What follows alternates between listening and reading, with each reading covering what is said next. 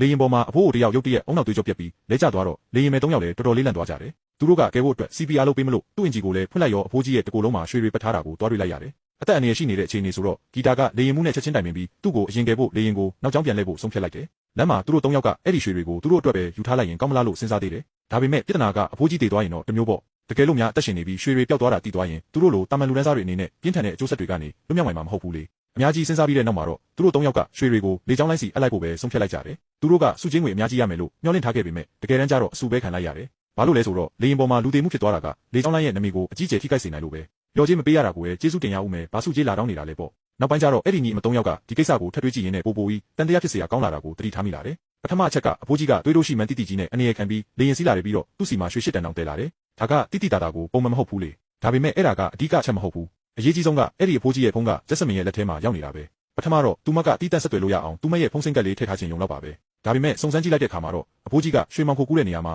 တာဝန်ယူရတဲ့ပို့ဆောင်ရေးသမားတေးသေးလေးတယောက်ပဲဆိုတာသိလိုက်ရတယ်။တကယ်တထေးစစ်ကဘယ်တော့မှပေါ်မလာခဲ့ဘူး။အဆင်ပြေခြင်းတော့အဲ့ဒီဖုန်းထဲမှာတကယ်ပေါ်ကြီးရဲ့ဆက်သွယ်ရန်လိပ်စာတွေရှိနေတာပဲ။အဖိုးကြီးရဲ့မောင်ခိုလန်းချောင်းကိုသိရအောင်ဆိုပြီးသူတို့3ယောက်ကဘောစီကိုသူတို့ဘာသာတိုက်ရိုက်ဆက်သွယ်ပြီးအဖိုးကြီးရဲ့နေရာကိုဝင်ယူဖို့ဆုံးဖြတ်လိုက်ကြတယ်။ဘောရဲ့လိပ်စာကိုရပြီးတာနဲ့အဲ့ဒီကိုအမြန်သွားကြတယ်။သူတို့ကလေရင်မယ်ရီဆိုတော့ကဘာနှံ့ကိုခဏခဏတွာလာနေရတဲ့အတွက်တေးသွားတဲ့အဖိုးကြီးထက်စရင်သူတို့ကပိုပြီးအသုံးဝင်မဲ့ပုံပေါက်နေတယ်။ဘော့စ်ကလည်းတုံဆိုင်မနေပဲပူပေါင်းဖို့သဘောတူလိုက်တယ်။ရမယ့်အကျိုးမြတ်ကတော့ရှင်းပါတယ်။ညီမ3ယောက်ဒူဘိုင်းကိုရွှေတစ်ခေါက်ပို့ပေးတိုင်းဘော့စ်ကဒေါ်လာ3000ထပ်ဆောင်ပေးမှာပါ။ဒါကိုနေတယ်လို့မထင်လိုက်နဲ့။အိန္ဒိယမှာဒေါ်လာ3000ဆိုတာအလုပ်သမားတစ်ယောက်ရဲ့10နှစ်စာလုပ်အားခနဲ့ညီမျှတယ်။ဒါပေမဲ့စီကံချက်ကတော့အဖမ်းမခံရဘူးပေါ့။တခုခုလွဲချော်သွားတာနဲ့တမိသားစုလုံးအသက်နဲ့ရင်ပြီးပေးဆက်ရမှာလေ။ပိုက်ဆံရှာမဲ့နီလန်ကတော့ရှင်းသွားပြီ။ဒါပေမဲ့ရွှေတွေကိုဘယ်သူမှမရိပ်မိအောင်လေရင်ပေါ်ကိုဘလို့တဲတင်ကြမလဲ။ဒီကိစ္စကိုဖြေရှင်းဖို့အတွက်သူတို့3ယောက်ကအကြံကောင်းတစ်ခုထုတ်လိုက်ကြတယ်။လေရင်မဲ3ယောက်ကရွှေလုံးတွေကိုအရေးကြိုလိုက်တယ်ပြီးတော့အထုလုပ်ထားတဲ့ပုံစံကွက်တွေထဲလောင်းထည့်ပြီးအေးခံလိုက်တော့ရွှေလုံးလေးတွေရလာတယ်။အဲ့ဒီနောက်မှာအလုံးလေးတွေတစ်ခုချင်းစီကိုချောကလက်ရည်တွေညီညီညာညာတုပ်လိမ့်လိုက်တဲ့အချောက်ခံပြီးတော့နောက်ဆုံးမှာတစ်လုံးချင်းစီပြန်ထုတ်ပို့လိုက်တယ်။ဒီလိုနဲ့ချောကလက်တွေလိုဟန်ဆောင်ပြီးသူတို့နဲ့အတူတဲသွားကြတာပေါ့။ပြင်ဆင်မှုတွေအကုန်ပြီးသွားတော့သူတို့3ယောက်လည်းယူနီဖောင်းတွေလဲဝတ်ပြီးလေစိတ်ကိုထွက်လာခဲ့ကြတယ်။ဝန်ထမ်းတွေဖြစ်နေတော့လုံခြုံရေးကိုအလွယ်တကူပဲဖျက်ကျော်သွားနိုင်တယ်။ဒါကသူတို့ရဲ့ပထမဆုံးမောင်ခိုလုပ်ငန်းဆိုတော့